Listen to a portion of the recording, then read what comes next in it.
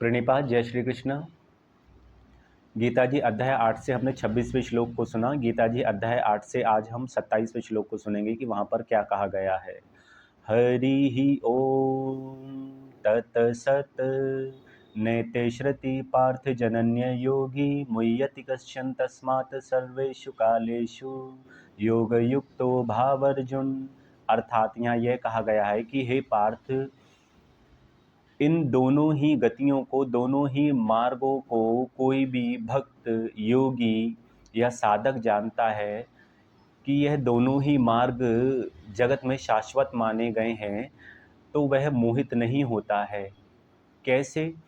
कि जो पूर्ण प्रकाश प्राप्त हो जाता है, अर्थात जैसे शुभ कर्म हैं उसके, उनके द्वारा वह स्वर्ग को जाता है, अर्थात सुख को प्राप्त होता है। और जब उसके वह शुभ कर्म, उनका जो फल है वह क्षीण हो जाता है, तो वह पुनः ही जन्म मृत्यु के चक्कर में आ जाता है और उसका पुनः जन्म होता है। इसी साइकिल में वह घूमता रहता है। वहीं अल्प प्रकाश प्राप्त होता है, अर्थात अज्ञान ही रहता है, तो निम्न गति को प्राप्त होता है, कीट पतंग आदि योनि में जाता है, परंतु उसका भी पुनर्जन्म होता है। वह भी इसी जन्म मृत्यु चक्र में ही घूमता रहता है, परंतु इससे कोई लाभ नहीं है। क्या लाभ है कि शुभ कर्म कर लिए और स्वर्ग को, अर्थात सुख को प्राप्त हो गए, और वहाँ पर उनको जितना हमारा शुभ कर्म किया हुआ फल है उसको भोगने के पश्चात जब वह खत्म हो जाएगा, क्षीण हो जाएगा, समाप्त हो जाएगा, तो पुनः हमको जन्म लेना पड़ेगा।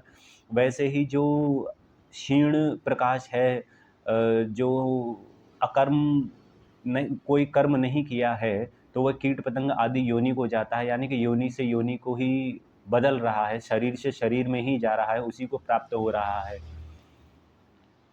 जब वह भी काल अवधि समाप्त हो जाएगी तो वह भी, यानी कि जन्म होगा, फिर मृत्यु होगी, फिर जन्म होगा, फिर मृत्यु होगी, तो वह भी उसी चक्कर में घूमता रहेगा।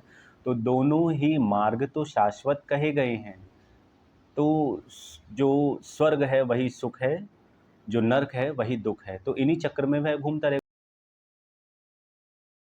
जी कहाँ प्राप्त हुई परम गति? तो इसमें साधन जो है उसका भी नाश नहीं होता है। जो पिछले, जो जिस शरीर को त्याग करके आया, जिसमें वह उसने कर्म किए हैं, उनके अनुसार ही उसको प्रेरित किया जाता है। पुनः उसको जहाँ से उसने छोड़ा था वहीं से उसका प्रारंभ होता है, शुरुआत की जाती है वहीं से, और फिर धीरे धीरे करके वह अपना भजन में समय लगाए, अर्थात अपना कल्याण करे और स्वयं को और ईश्वर प्रकृति को जाने कि यह क्या है और मेरा कर्तव्य क्या है और क्या मेरा दायित्व है, क्या मेरा लक्ष्य है। क्योंकि देखिए, किसी भी चीज़ का निर्माण होता है, रचना होती है, जन्म होता है, बिना किसी कारण के नहीं होता है। उसके पीछे कोई ना कोई कारण होता है, कोई ना कोई लक्ष्य होता है, चाहे छोटा हो या बड़ा हो। परंतु जिनका भी जन्म हुआ है, कोई ना कोई लक्ष्य कारण है, बस उसी को स्वयं को जानना होता है। और प्रकृति क्या है? ना मैं ये पंच तत्व हूँ, वही परम तत्व परमात्मा में जाकर के कह सकते हैं हम अपना कि उसका अंत होना है, उन्हीं में विलीन होना है जाकर के।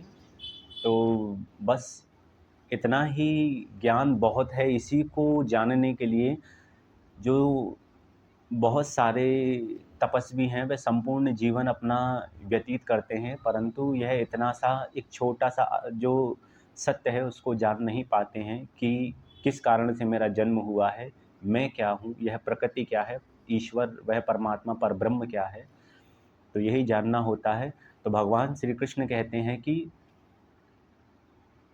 हे अर्जुन, उस साधन जो किया है उसका भी नाश नहीं होता है, तो तू सब समय निरंतर साधन करने, योग से युक्त होकर निरंतर साधन करने वाला हो, ऐसा कहते हैं भगवान। तो 28वें श्लोक में क्या कहा गया है यह हम जानेंगे अपनी अगली वीडियो में। तब तक के लिए शुभ रात्रि। नारायण की हम सभी पर खूब कृपा हो। हर हर महादेव, शिव शंभो।